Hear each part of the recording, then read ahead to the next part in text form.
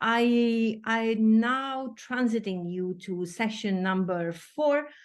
Thank you to the team for putting up the slide. We talked yesterday and today as well a lot about technology and what it delivers us. So the session will specifically look into ITS and big data to meet transportation challenges. And I'm very pleased to welcome to the stage now the moderator of the session. I think she's online with us, Tamara Djukic. I hope I'm pronouncing this correctly. Tamara is Senior Manager, Clean and Urban Mobility for ERTICO-ITS Europe, a close partner with whom we are delighted to work and who has tremendous expertise on those issues. Tamara, the floor is all yours. Thank you. Thank you, Susanna, a lot for this nice introduction. Welcome everyone also on this online event for the IRF Annual Conference. And today in our session 4, we're going to discuss about the connection of the ITS and big data. And we always speak about how this deep dive introduction of the big data to the ITS system is a very important one, because we really are trying to advance the ITS services, the strategies that are provided in our transport system to improve the quality, efficiency of the information, to improve as well the timeliness, proactiveness of the information as well. And these all components will help us to ensure that the whole transport ecosystem as a whole is more safe, it's more efficient, it's more sustainable. So we have to take into account, and the users, also we have to take into account the whole fleets that we have today and we will have in the future in the transportation network. And of course, we have to take into account the quality of the road infrastructure itself. So these are the 3 key components of the whole transport system that has to work together. And ITS and big data are one of the components to address these challenges. And today in the panel, we will have a good panelists, speakers that really will try to give you perspective on, for example, Itir will speak with us, and hello Itir. It's good to have you here today in the call, and she will give you the presentation on the big picture of how the ITS and big data are linked, who are the stakeholders, for example, and then we will move to presentation from Terry Castermans, okay, he's coming from the Asian Europe, and he will give us more presentation of deep diving in technologies that are used today, especially from the car capture data and how we can unlock this data for the application in the ITS services. And of course, we will move to presentation of Sveta Milusheva, who is coming from the World Bank, and she will give you the more perspective on the how these analytics of the big data can be better incorporated in the transportation projects. So first, we will start this presentation with the Itir Koshkun. So Itir, I would like to give you the floor, and please start with your presentation. Thank you, Tamara, for the kind introduction. I'm going to share my screen now. Let me put it on full screen. Can you see it? Yes. I think yes. Okay, perfect. Thank you. So yes, hello everyone. Today I will basically be talking about the role of big data and how we can unlock the full potential of it in ITS. Now, so to understand the role and the added value of it, let's first have a look at the players producing data that is influencing the ecosystem. So we can talk about basically 4 groups of stakeholders with their strengths and also weaknesses, let's say. And starting with the simulation is that is the data coming from advanced simulations that aims to improve system efficiency through simulated testing and also scenario analysis that basically enables proactive planning. But on the other hand, simulation data has limited real-time accuracy. So they may not always reflect real-time conditions accurately, especially for unexpected events or changes. And then we have ITS. So here we are talking about implementing real-time technologies from adaptive systems to VMSs to manage and control traffic on the ground. Now, ITS providers own the infrastructure and have extensive experience in real-time applications and also the domain know-how. However, on the other side, we have the long life cycle of the products, which is an advantage one aspect, but when we are looking at emerging and at the adaptability to emerging trends and so on, this can also pose certain challenges. And then we have the connected travelers. So we mainly mean here the data coming from individuals, from apps, or from in-vehicle systems providing crowdsourced information. This type of data is especially valuable for the situational awareness of the road users. And then we have the big data and IoT and ITS. So here we're mainly talking about collecting, processing, and analyzing large volumes of data from diverse sources in order to gain insights into traffic patterns and conditions.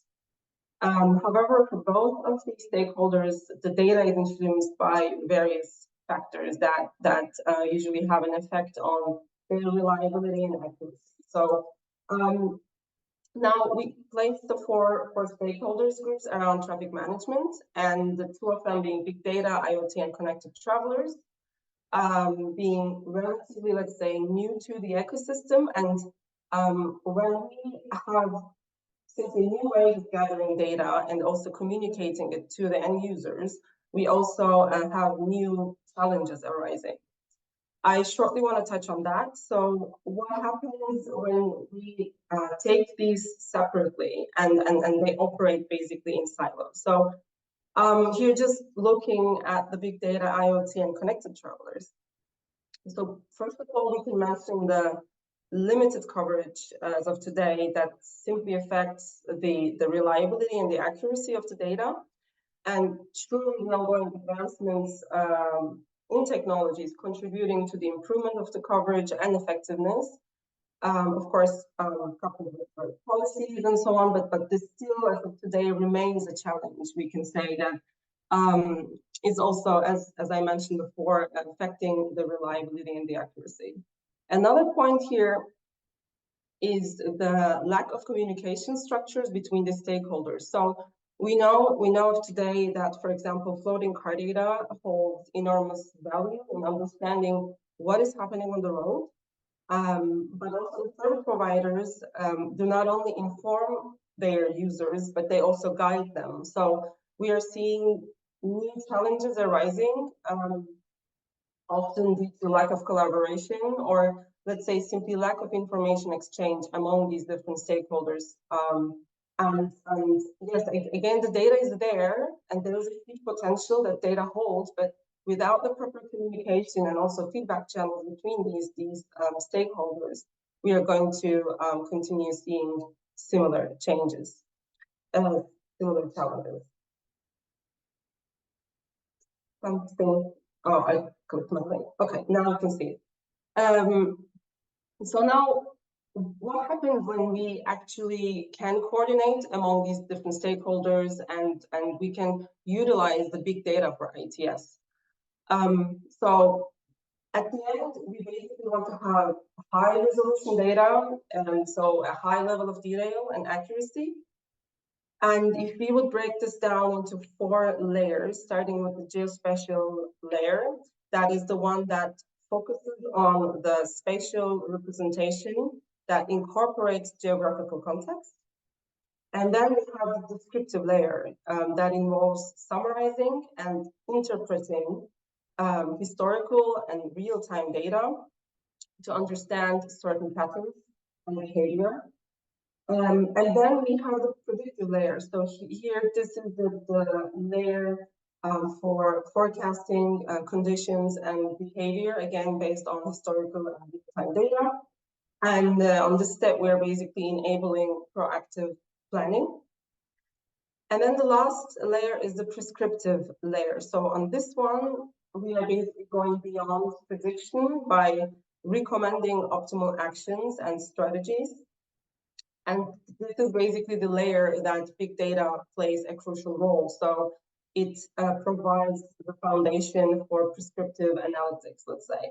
And the goal here is to actually take proactive actions, actually implement proactive actions to alleviate congestion or to improve the traffic flow in general in response to dynamically changing conditions. So these layers represent a progression from spatial representation to understanding, predicting, and finally prescribing optimal actions.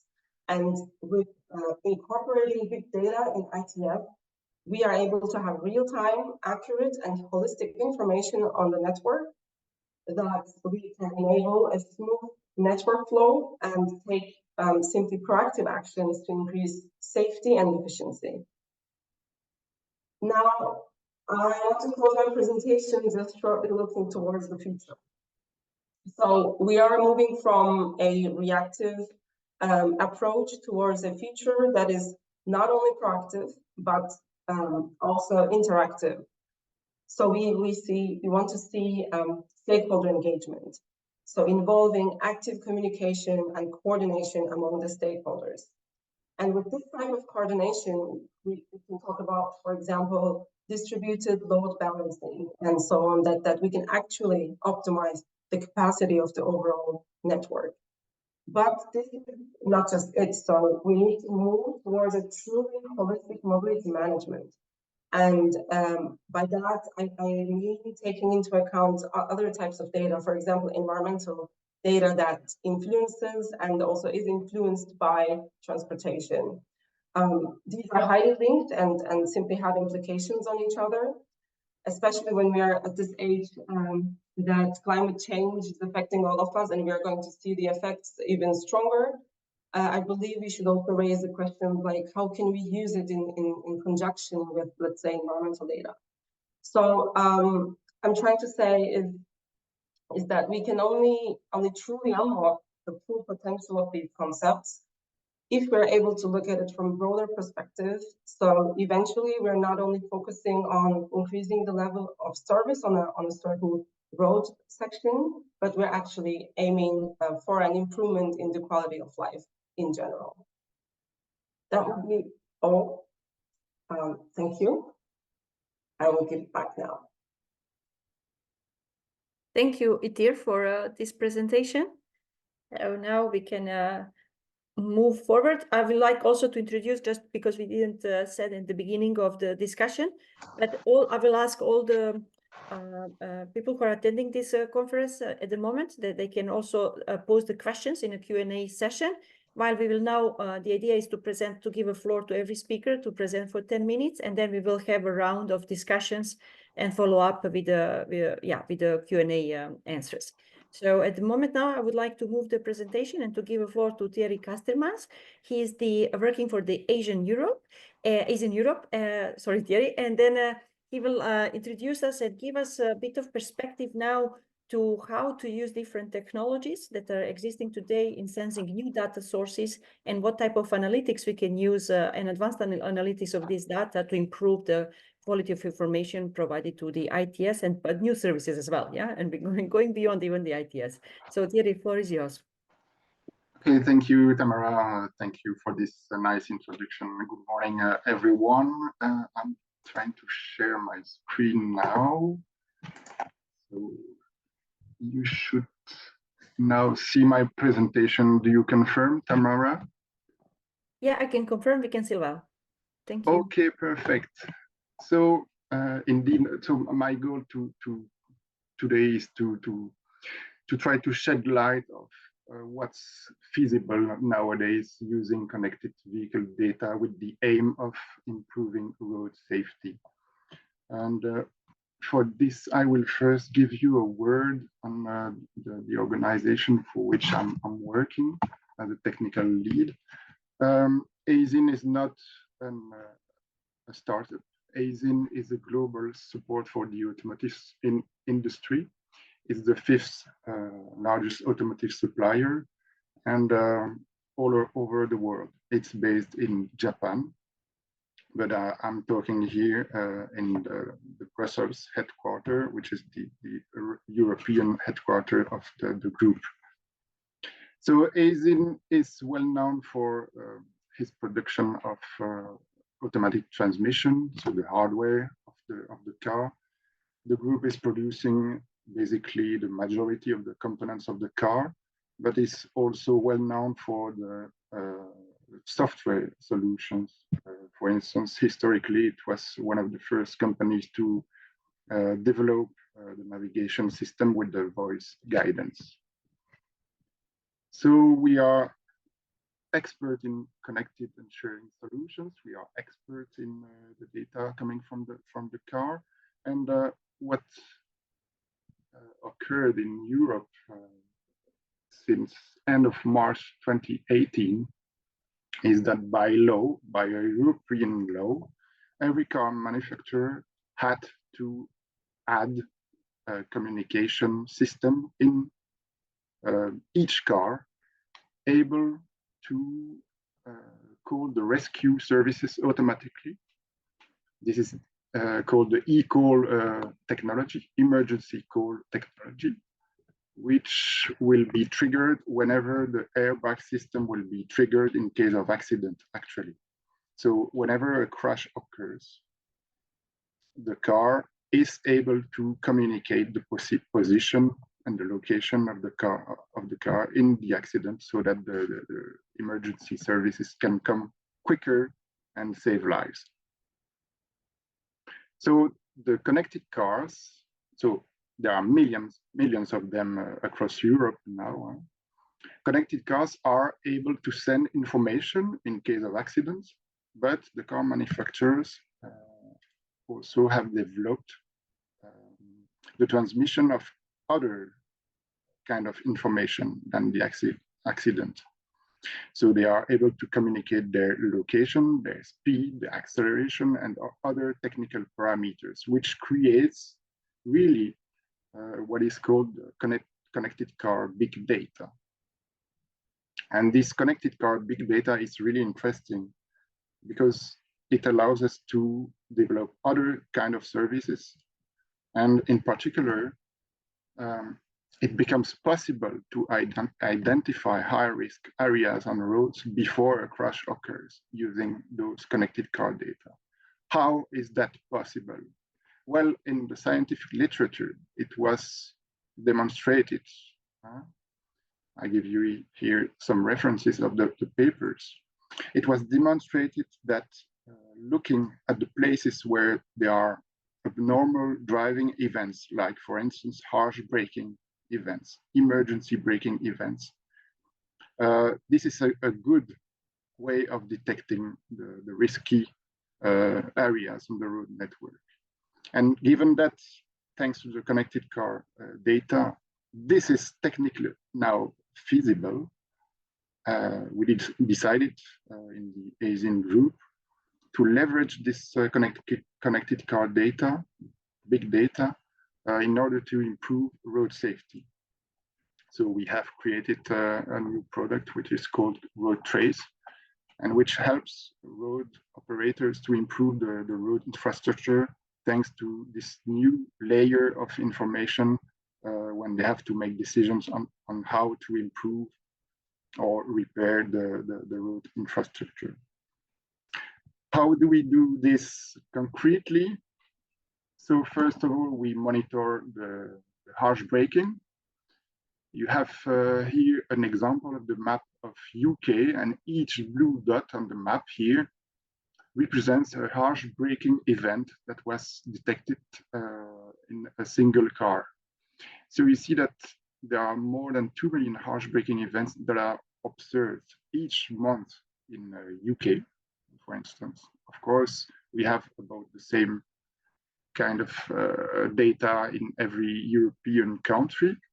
And by monitoring this data 24/7 in all weather conditions, we are able to monitor the collective driving behavior. And whenever we detect locations where there are unusual driving events, so harsh braking events, we are able to pinpoint a risky area, okay? So pinpointing on the map the risky areas is not the end of our mission. We also enrich this data by adding external data so that we are able to contextualize the locations where harsh braking events occur. So for example, we are able to add information related to the lighting conditions. So do the harsh braking events occur during the night exclusively, or no? In fact, it's happening all the time. Or we also contextualize the information by adding weather conditions. So it can be interesting to see if some places are dangerous when it's raining or when it's snowing or freezing. This kind of information is very useful for the road operators, as well as the timing of the events. By selecting and gathering and processing all this data, we are able also to estimate a risk level or a danger level of the place. And we are able to monitor over time the evolution of the risk level. So this is really useful, for example, if the road operator decides to make a modification or an improvement of the road infrastructure. With using this monitoring over time, it becomes possible to check if the modification of the road infrastructure was successful or not, with the aim, of course, to reduce the risk level at this place, of course. I give you just an example here of our analysis in France, in Brittany, actually. So here on the map, what you can see the pink triangles, which corresponds to the locations we detected as being risky. Whereas the blue and the red stars represents locations where incidents or even serious accidents were reported by either the police or the teams, the local teams that are working on the field and who are responsible of the road safety. What we can observe on this map is that there is an agreement of the location of our detected area, risky areas, with historical accidents. So it's the places where you see both a star and a triangle. But what you can also see, interestingly, is locations where there is only a triangle, meaning that it's a risky areas that we were able to identify, but where no accidents occurred yet. And I will take a picture to make the comparison with the volcanoes. Before the eruption of the volcano, scientists are able to detect signs, clear signs that indicate that an eruption is going to happen. Okay, here it's a little bit the same. The pink triangle are signs, evidence that accidents may happen in the future, like the eruption of the volcano. I hope this picture is clear enough. Then, of course, we can focus on the area for investigation, the risky areas that we detected. And here, just to tell you that we can focus on a specific junction where accidents occurred, and the reasons for those accidents were not so clear. By using the connected car data, people who are responsible for the safety at this junction were able to better understand the circumstances in which the accidents may occur. And for instance, we are able to analyze the speed distribution at this junction. For instance, we detected that the drivers were driving too fast here. Also, the question was asked, yes, in which direction do the drivers who made a harsh braking, what is the direction taken by those drivers? And it happened that the majority of the drivers turned left. So all these details help the road operators to improve their infrastructure. Okay, I see that time is flying. Just to mention that we also are able to focus on the urban context. So our algorithms can be adapted to the city center and focus on locations where there are many vulnerable road users. So it's pedestrian, cyclists, for example, in the city center. So we will in particular focus on the locations in front of pedestrian crossing, close to cycle lanes, or in the vicinity of bus stops. And this is an example of an analysis that was made in Oxford, just to illustrate what I'm telling now. Okay, I will close this presentation by giving you a word about the feedback that we received from the users of our solution. The main interest of this solution is that it helps the road operators to contextualize and anticipate the events, the dangerous events. Okay, they were very glad to have an additional means to better understand the risky areas. And last but not least, it helps also them to justify the investments for road safety for their management. So their decisions can be supported by objective data, and this is really, really helpful and useful for them. Okay, this is the end of what I wanted to explain you, and I hope that it was clear enough, and I will be happy to ask any questions you might have. Thank you very much.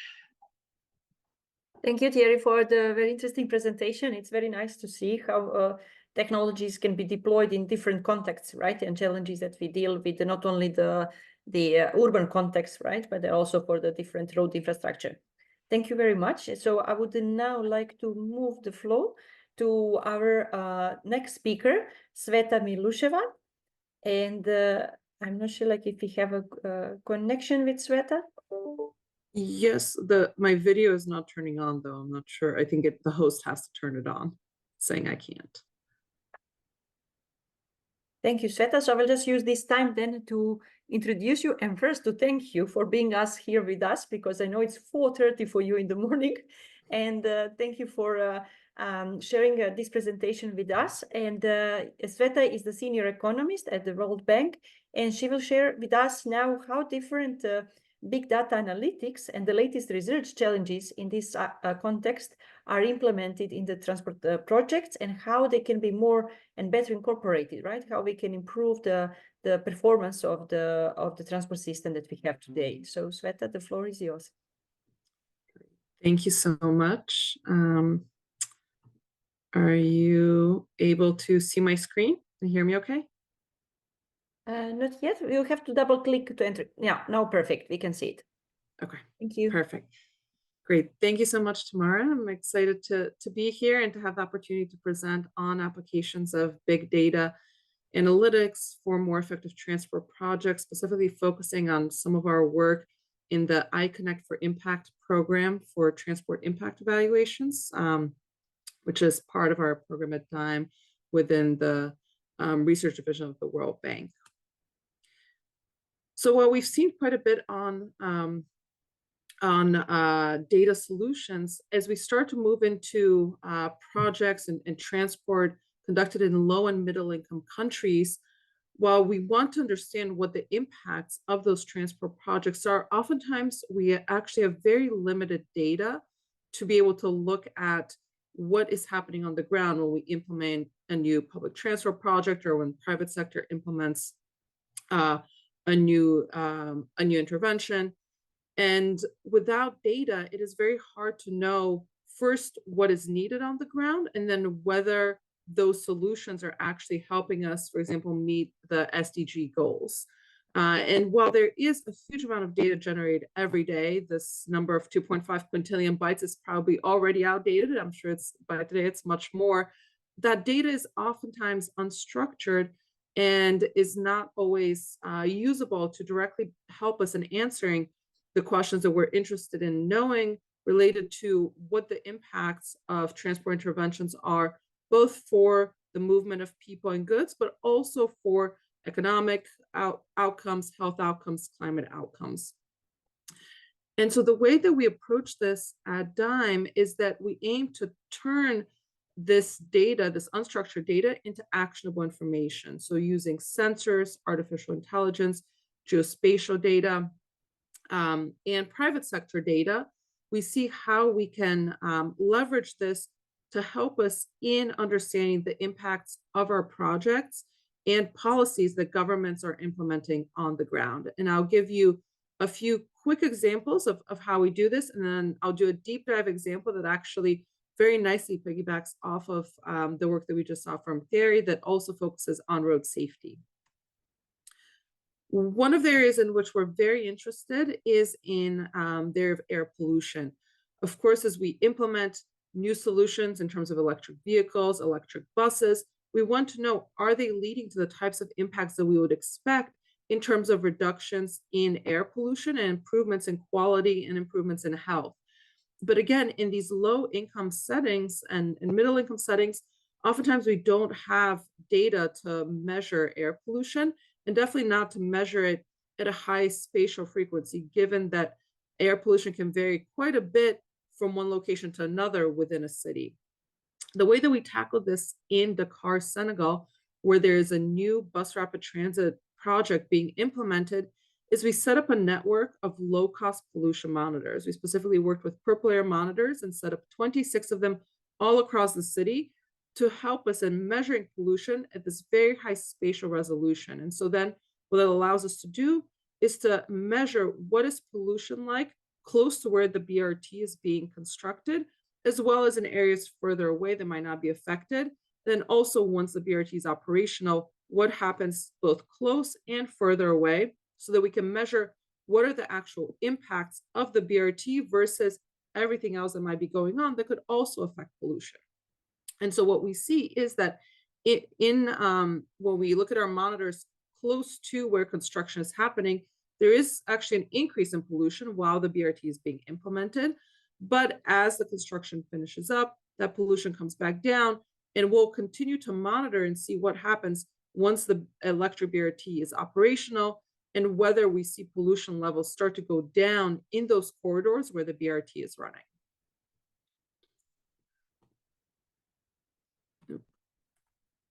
Sorry. Additionally, we also leverage satellite data, and especially freely available satellite data. So for example, looking at road improvements in Ethiopia, we're able to use the satellite data to measure impacts on urban land expansion, as well as reductions in cropland, which can be helpful to understand, again, what is happening on the ground as we start to build and improve our roads all across the country. And using satellite data, we're able to get a picture of the whole country rather than just small areas, which is what is only possible if we're using survey data or more traditional data. Additionally, we've also been working with mobile phone data. As we saw during the COVID pandemic, mobile phones can be extremely powerful in terms of helping us measure aggregate mobility patterns, again, across the whole country, but there's very fine spatial and temporal level. And so we can use privacy preserving methods to use this data in a safe and responsible way that can help us measure patterns and see how mobility might change, whether that's because of an emergency like COVID-19, or because of a new policy, or because of a new project or other system that might come into play. And so we can use this to help inform our transport investments.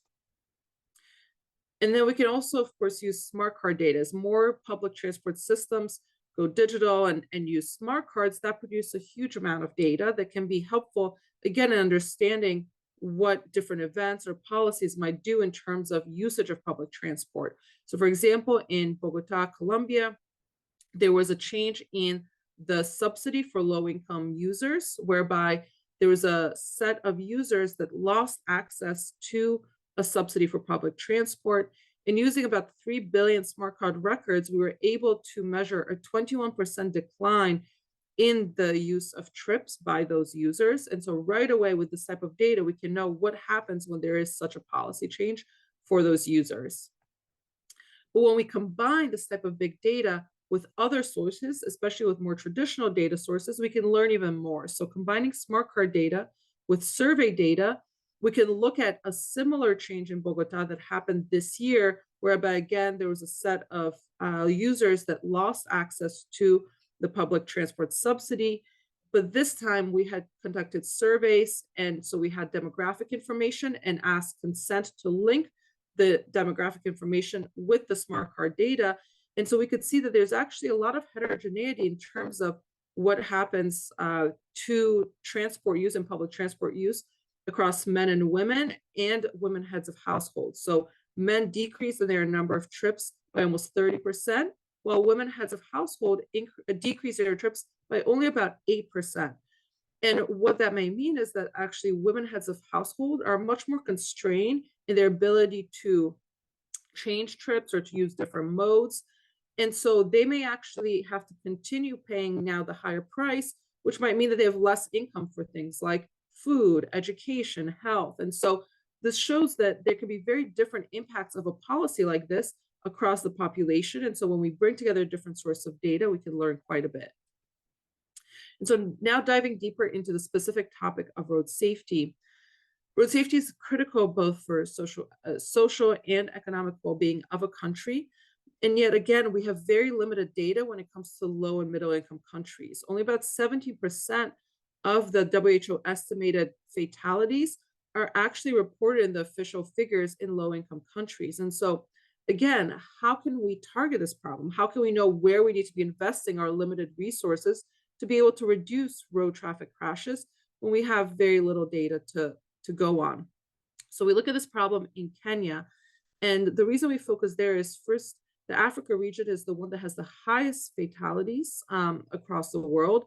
And Kenya's average fatality rate was even higher than this average regional rate. And so it's a country where it's really important to be thinking about how we can address this issue and how we can meet the SDG target of halving mortality by 2030. The way we approach the issue of limited data is we try to identify all of the possible sources of data that we can bring together. So we start out with the more traditional data, which is police data. But even there, the data was paper records. So we had stacks of paper that we had to digitize, and then we applied AI to extract data and information from those digitized paper records and to geolocate where crashes are happening so that for the first time we have a map of where there are high-risk locations. But we know the police data may not pick up all of the road crashes that are happening on the ground. So we also use crowdsourced data. So people sometimes will report on Twitter when there's a crash because it causes quite a bit of traffic. And we developed a geolocation algorithm that allows us to take that information to first identify those tweets and then take the information from the tweet to, again, identify where those crashes are being reported. And then finally, we're exploring using open source AI models to leverage CCTV footage, so video footage, to not only identify crashes, but also near misses and other risky activities that might be happening on the road that could be contributing to road traffic crashes. Additionally, we also combine this with private sector data, so data from Uber and Google Maps that allows us to look at speed, as well as from Waze to look at congestion. So to demonstrate how we can bring this all together, on January 2nd, 2018, there was a crash reported on Twitter on Mombasa Road. And the same crash was also reported in the police data. And so we can get a lot more information on who was involved and what happened. And then we also have video footage and images of that crash location site. We can then look at the time of the crash and the location. And in the Uber data, we're able to see that before the crash, the average speed was around 60 kilometers per hour, which is 10 kilometers higher than the speed limit on this road. And then after the crash, we see a large decrease in the speed, which goes in line with what we saw in the tweet, which mentioned that there was a lot of traffic generated by this crash. We can then look at what was happening in terms of weather. And we see that at the time of the crash, it was actually raining. And using Google Maps data, we can look at land use, which can help us identify what are some of the issues that might be leading to this crash as well. So kind of bring together all of these different data sources, similar to what we saw in the previous presentation. We can start to understand what are the causes that are potentially leading to crashes. And we can have this kind of data in a very low and middle income setting where we have otherwise very limited data available. And so we can then bring this data together to identify high-risk locations and corridors in both the city, but also more broadly in the country. And this data is now feeding into Kenya's National Road Safety Action Plan for the next 5 years to help identify interventions and where those interventions should be implemented. But it doesn't just stop there, because as we start to implement those interventions, we then want to continue collecting data to measure, are those interventions working? Are we actually seeing the reductions in traffic, in crashes that we want to see? And also, are there some interventions that are more effective? And then if we find those, then we'll want to adopt those more effective interventions and thus keep improving to help meet that target of reducing fatalities by 50%. So just to conclude, we see a lot of opportunities to harness different types of data, bring those together, and investing in both traditional and new data is important if we want to first understand the problem that we're trying to solve in terms of improving mobility, improving safety, improving air quality.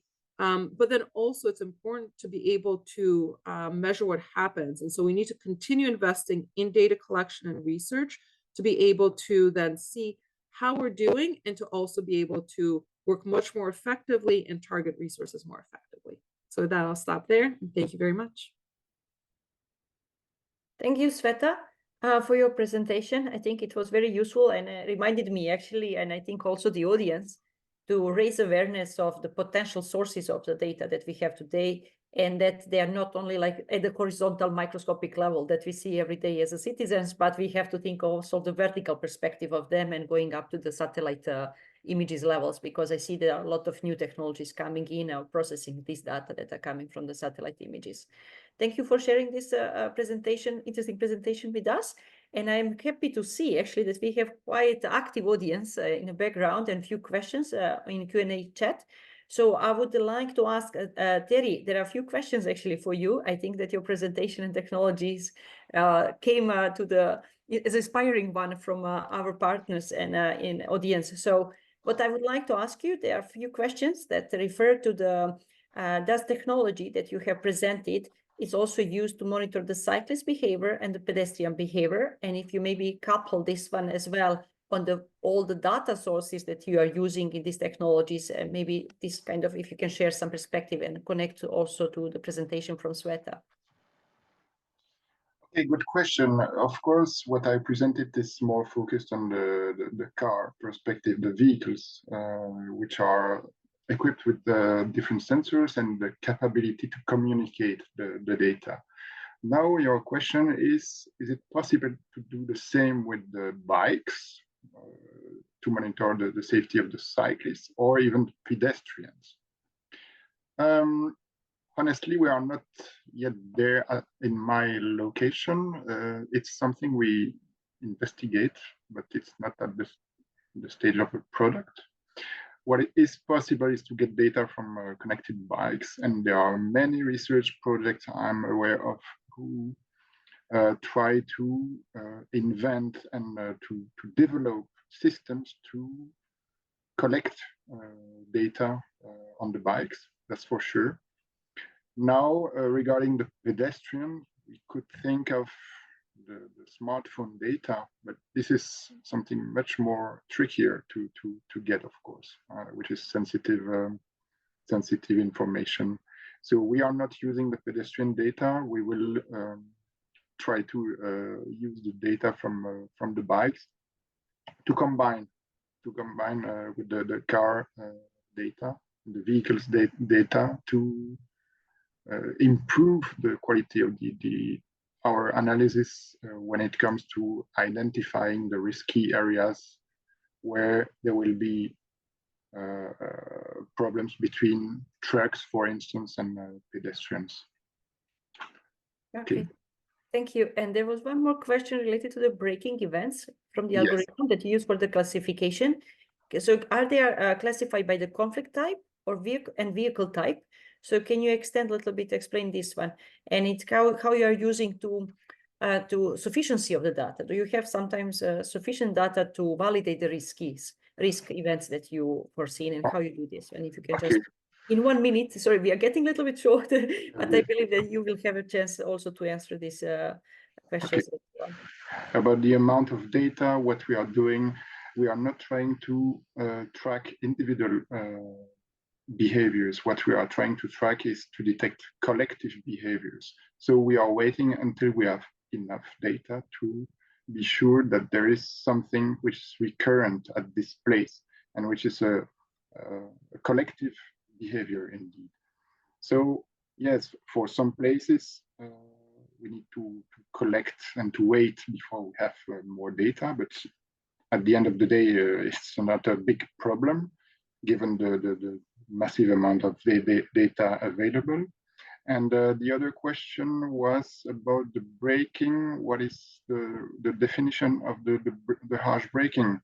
So I can give you a lot of numbers, but I think it's not the purpose here.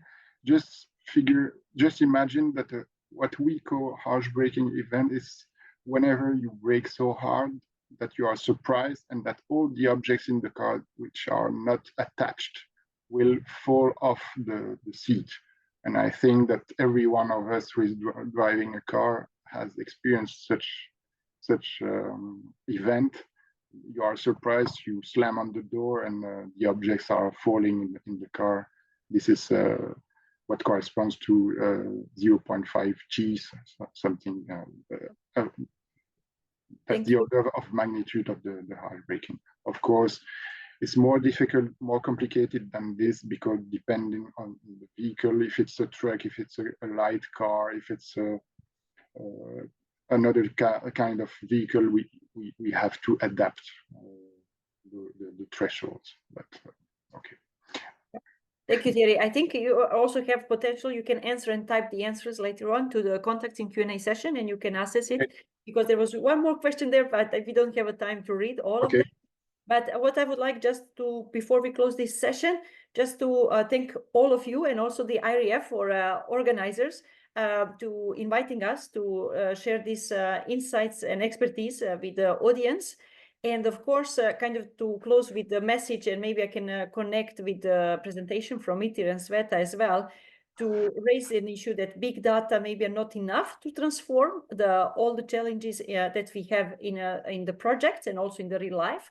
And we need support from the policies that will support deployment of such new technologies, data sensing, implementations in the transportation. So we need a bit of combination of all the stakeholders that Itir just opened the presentation today.